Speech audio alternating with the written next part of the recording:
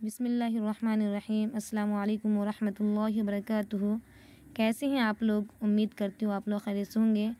मैं हूँ आलिमा सलमा और आप देख रहे हैं मेरा यूट्यूब चैनल। और आज की इस वीडियो में हम पढ़ाएंगे हमारी किताब हिस्सा 2। देखिए, इससे पहले मैं आप लोगों के लिए हमारी किताब हिस्सा अव्वल लाई थी, जो बहुत ही बेसिक किताब थी उर्दू के मामले में, और उसमें आप बहुत सारे हरूफ पहचाने भी, उनमें ज़बर ज़ेर पेश भी आप पहचाने, उनके अलावा हरूफ को मिलाना भी सीखें। और वो किताब मैं आप लोग के लिए मुकम्मल करवा भी चुकी थी, ताकि आप लोग के लिए उर्दू पढ़ना और लिखना आसान हो सके। और आज की वीडियो से पढ़ाएंगे हमारी किताब हिस्सा 2, क्योंकि हमारी किताब हिस्सा अव्वल मुकम्मल हो चुकी है, तो मैं सोची आप लोग के लिए हमारी किताब हिस्सा 2 लाऊँ।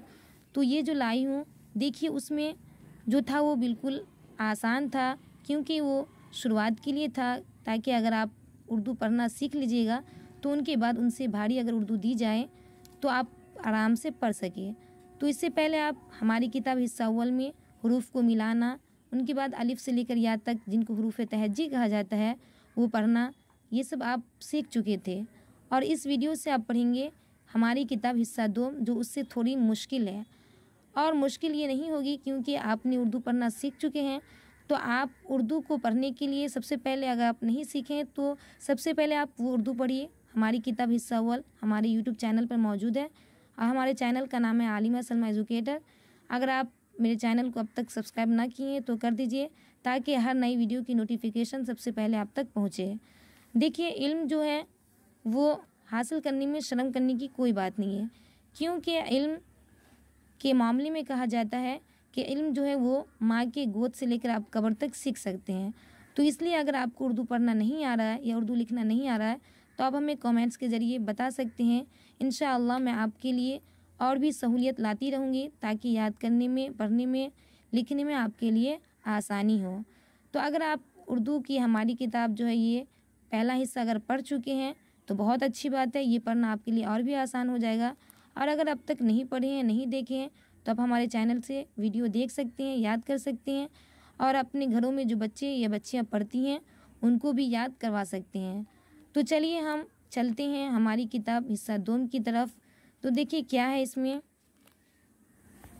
देखिए यहाँ पर एक अहम ज़रूरत जो है ये पढ़ने पढ़ाने के ताल्लुक़ से दी गई है। उनके बाद चंद बातें हैं, ये जो पढ़ने पढ़ाने के सिलसिले में ही है।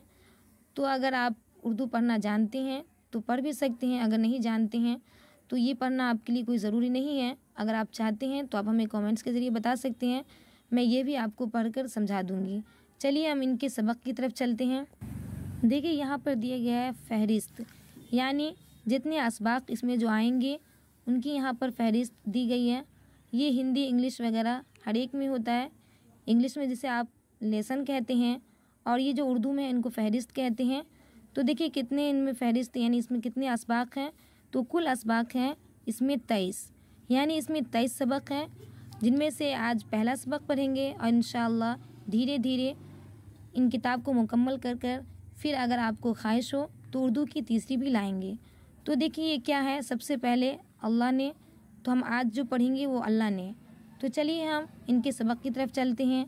और यहाँ पर अगर आपको ढूंढना हो तो यहाँ पर आसानी के लिए ये जो अल्लाह के नबी सल्लल्लाहु अलैहि वसल्लम ये कौन लेसन में, यानी कितने सफ़े पर है, उनके सफ़ा का नाम भी यहाँ पर लिखा गया है, तो इनके ज़रिए आप ढूंढ भी सकते हैं। तो चलिए पहले सबक पर नज़र डालते हैं।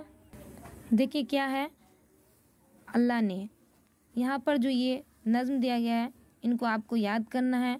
अगर आपको देखकर पढ़ना आ गया होगा या आ जाएगा तो आप इनको ज़बानी भी याद कर सकते हैं। तो देखिए सबक नंबर 1 है, अल्लाह ने। कह रहे हैं दिन को चमकाया किसने। यहाँ पर देखिए दिन, एक होता है दीन, दालिया से दी, और ये है दिन, ये दिन और रात है। वो जो दीन है वो दीन इस्लाम फैलाना, उन मामले में लिखा जाता है। तो दिन कैसे लिखा जाता है, तो यहाँ पर आप देखिए, यहाँ पर दिन कैसे लिखा हुआ है, दाल नून जेर दिन, इनका उल्टा होता है रात। तो कह रहे हैं दिन को चमकाया किसने। और इनसे पहले आप पढ़े थे ये जो हरूफ है, आधे हरूफ चा मीम, फिर इनको मिलाया गया है।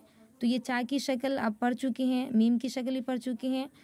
तो ये सब शक्लें हैं, इनको जोड़कर जुमला बनाया गया है।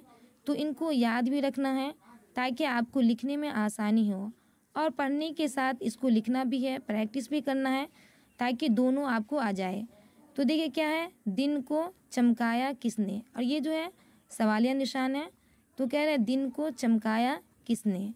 उनके बाद कह रहे हैं सूरज को बनाया जिसने। सूरज कैसे लिखा जाता है, यहाँ पे सूरज लिखा है, यहाँ पे को बनाया आधा बा है, एक मुकम्मल बा होता है। मैं इनको बोर्ड पर भी सिखा चुकी हूँ, और अगर आपको नहीं समझ में आए तो आप हमसे पूछ सकते हैं। तो बनाया कैसे होता है ये देख लीजिए। इसी तरह देखिए जिसने, तो कह रहे हैं सूरज को बनाया जिसने। सूरज को बनाया किसने, फिर कह रहे हैं सूरज को बनाया किसने। फिर यहाँ पर सवालिया निशान है, तो कह रहे हैं अल्लाह ने, हाँ अल्लाह ने। यानी यहाँ सवाल किया जा रहा है, फिर उनका जवाब दिया जा रहा है। दिन को चमकाया किसने, तो कह रहे हैं सूरज को बनाया जिसने, यानी जिसने दिन को चमकाया उसी ने सूरज को बनाया। इसी तरह सूरज को बनाया किसने, तो ये हर एक का सवाल क्या है, किसने बनाया, तो कह रहे हैं अल्लाह ने, हाँ अल्लाह ने। इसी तरह है रातों को सजाया किसने। रातों, देखिए रातों में जो ये है ये नून गुन्ना है। गुन्ना कहते हैं थोड़ी देर नाक में आवाज़ को रोकने को। रातों को सजाया किसने, यहाँ पर सवालिया निशान है। ये चाँद बनाया जिसने, ये चाँद बनाया किसने, तो कह रहे हैं अल्लाह ने, हाँ अल्लाह ने। और यहाँ पर तस्वीर के ज़रिए भी बताया जा रहा है ताकि याद करने में आसानी हो। यहाँ पर तस्वीर भी दी गई है, ये बच्चे की आसानी के लिए दी जाती हैं। इसी तरह है ये फूल खिलाए किसने। ये फूल खिलाए किसने, खिलाए कैसे लिखा जाता है, किसने कैसे लिखा जाता है, और यहाँ पर सवालिया निशान है। ये देखिए मैं आपको इससे पहले ही बता चुकी हूँ कि ये की शक्ल और इसके अलावा बहुत सारी शक्लें समझाई थी। अगर आपको नहीं समझ में आया हो तो आप हमें कमेंट्स के ज़रिए पूछ सकते हैं। इसी तरह ये पेड़ उगाए किसने, यहाँ पे उगाए हैं, तो कह रहे हैं ये पेड़ उगाए किसने, जिसने। तो पेड़ में जो ये राह है ये बड़ी राह है। जिस राह पर ता बनी हो ये बड़ी राह होती है, और जिस राह पर ता ना वो छोटी राह होती है। ये पेड़ उगाए जिसने। फिर कह रहे हैं ये पेड़ उगाए किसने, कह रहे हैं अल्लाह ने, हाँ अल्लाह ने। तो इसी तरह इस नज़्म को पढ़ना है और इनमें से हर हुरूफ पर ख्याल रखना है कैसे लिखा जाता है, और ख़ुद भी उसको पढ़ना है और उसको अपनी कॉपी में भी लिखना है। फिर उनके बाद क्या है, हम सबको बनाया किसने। यहाँ पर कह रहे हैं हम सबको बनाया किसने, दुनिया को बनाया जिसने। यहाँ पर सवालिया निशान है, हम सबको किसने बनाया, तो कह रहे हैं दुनिया को बनाया जिसने। फिर कह रहे हैं दुनिया को बनाया किसने, अल्लाह ने, हाँ अल्लाह ने। यानी हर चीज़ को अल्लाह ने बनाया है। तो ये रहा नज़्म, तो इनको अच्छे से याद करना है। अगर आपको पढ़ना आ जाएगा तो इनको आप ज़बानी भी याद कर लीजिएगा, और पढ़ने के साथ इनको अपनी कॉपी पर भी लिखिएगा। इंशाअल्लाह फिर इनको अगले वीडियो में बताएंगे इनके सवाल का जवाब कैसे लिखना है, कैसे देना है। तब तक के लिए आप नज़्म को याद कीजिए। अगर कोई दिक्कत या परेशानी हो तो आप हमसे पूछ सकते हैं।